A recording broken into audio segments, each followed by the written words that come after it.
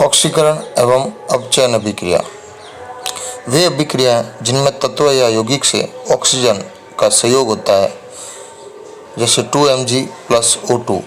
यहाँ मैग्नीशियम एक धनात्मक व ऑक्सीजन एक ऋणात्मक यौगिक है और इन दोनों की आपस में अभिक्रिया से मैग्नीशियम में ऑक्सीजन आकर जुड़ता है, तो मैग्नीशियम का ऑक्सीकरण हुआ।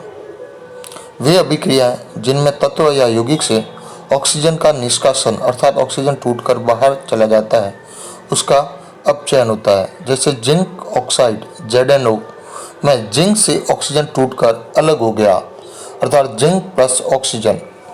नोट, यदि किसी अभिक्रिया में एक पदार्थ का ऑक्सीकरण होता है तो दूसरे का अपचयन होता है, अतः इन्हें संयुक्त रूप से ऑक्सीकरण अपचयन या रेडॉक्स अभिक्रिया भी कहा जाता है। जैसे कि अपन देख सकते हैं कि Fe2O3 प्लस 3CO से बना 2Fe प्लस 3CO2। तो यहाँ फेरस ऑक्साइड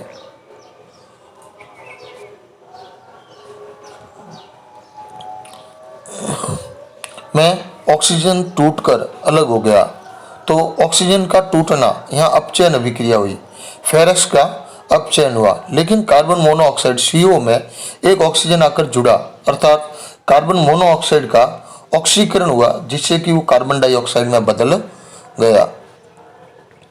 ऑक्सीकरण किसे कहते हैं?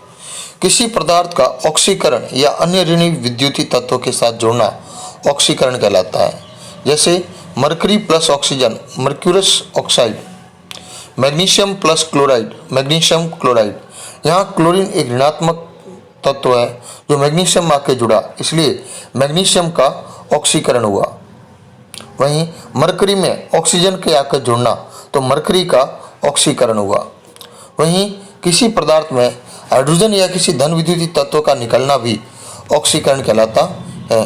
जैसे CH2 प्लस 2O2 तो कार्बन डाइऑक्साइड प्लस जल, तो CH2 में से हाइड्रोजन का कम होना या हाइड्रोजन का टूटकर अलग होना उसका ऑक्सीकरण कहलाता है।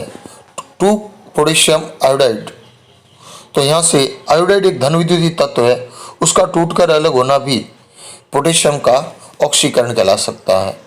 किसी तत्व की संयोजकता में वृद्धि होना भी ऑक्सीकरण कहलाता है। जैसे PCl3, यहाँ पोटेशियम की संयोजकता 3 है, लेकिन क्लोरीन के 2 और अणु जुड़ने के कारण पोटेशियम की संयोजकता 5 हो गई, तो इसे भी आप ऑक्सीकरण कह सकते हैं।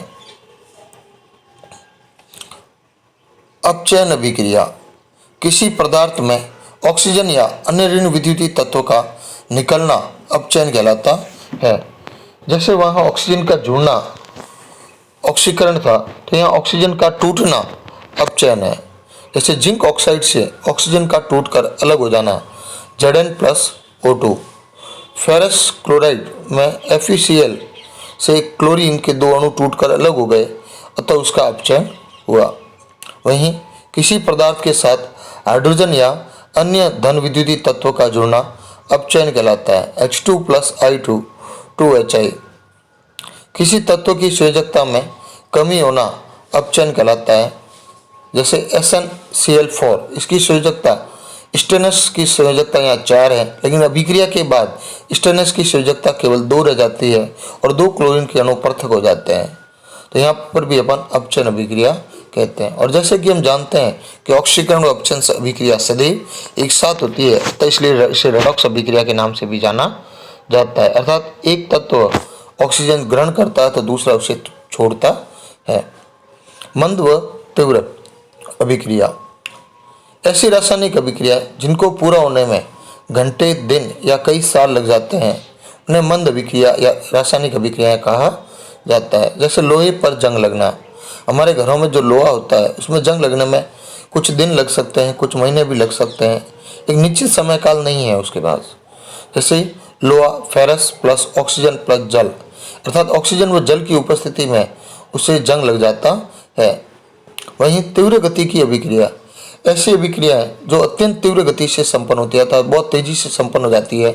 जैसे एक प्रबल अम्ल व प्रबल क्षार के मध्य की अभिक्रियाएं केवल 10⁻⁻10 सेकंड में ही संपन्न हो जाती है।